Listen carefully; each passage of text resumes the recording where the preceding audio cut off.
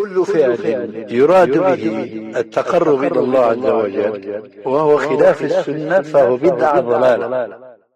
So Hafsa radiallahu anha, na'am, she used to actually see her father living in poverty, and she tried her best. One day she said, "Oh, Amir al-Mu'mineen, O leader of the believers, if you were only to wear clothes that were soft, not this harsh clothes that you are wearing.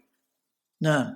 Why are you harsh upon you? Why would you wear clothes like this? You are the leader of the believers." And she was saying that to her father, Umar ibn Khattab radiallahu anhu.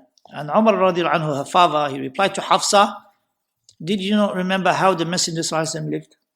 That he used to live with such humility, and he was humble."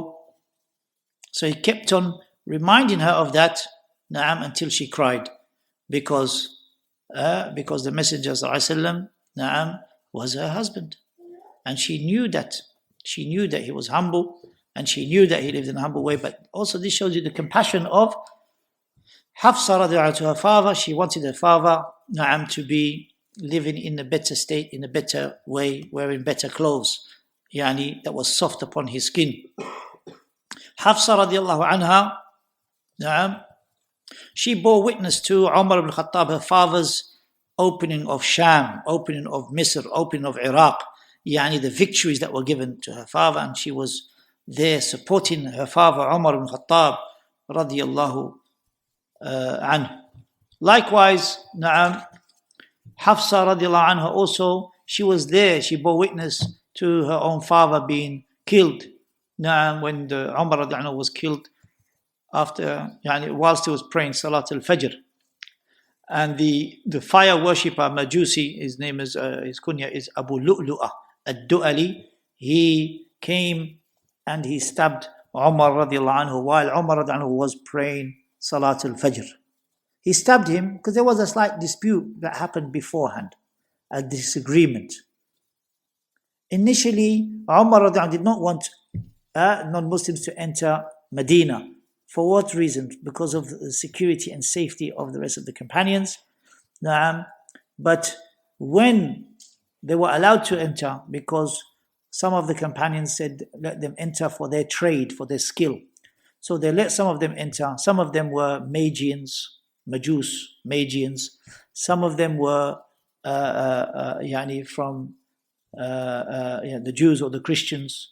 The fact is, they were sought for their trade, just as it is allowed now for non-Muslims, for Jews, Christians to enter Muslim lands for some trade or for some skill that they have. But in reality, what happened was this particular Majusi, this particular fire worshipper, his name is Abu Lu'lu'ah ad-Du'ali, he actually, when he disagreed with with the one that hired him, and he wanted his rights, and one time he came to Umar and he wanted to get his rights by way of the Amir al-Mu'mineen, by the leader of the believers, to give him his rights in this regard. And of course, it's not easy to ascertain who's right, who's wrong in any type of dispute between the manager or the person who owns a company or owns some goods, and he has workers. It's not easy to ascertain. So what happened was, when this fire worshipper, this Abu Lu'lu'ah ad-Du'ali, realized that he's not getting, or he got delayed, his rights got delayed, and he wasn't getting what he asked for. So what did he do? He chose a time to kill Umar, and he chose that time, Fajr, where he was praying, and he came behind him and he stabbed him. Umar radiallahu anhu was carried to his deathbed. Hadith is in Bukhari. He was carried to his deathbed, and the story is a long story there, and where it mentions that he met some of the companions, and from them he met Hafsa, and Hafsa said some words, some beautiful words to him. But when she said these beautiful words to him, that you are the Amir al-Mu'mineen, she addressed him as Amir al-Mu'mineen, and what did Umar do? He sat up and he said, when I pass away, don't mention my good deeds. Don't praise me when I pass away. Don't mention my good deeds. Don't mention the things that I have done. Don't overpraise me. Because he feared, and he said, because angels write that down as well. Angels write that down as well. Because he didn't want his reward to be in this life. He wanted his reward to be in the akhirah. So he said that to her. But notice, he sat up. And of course, from the statements that he said on his deathbed, he said, La khayra fi islami man taraka as-salah. There is no good in a person's Islam if they discard the prayer.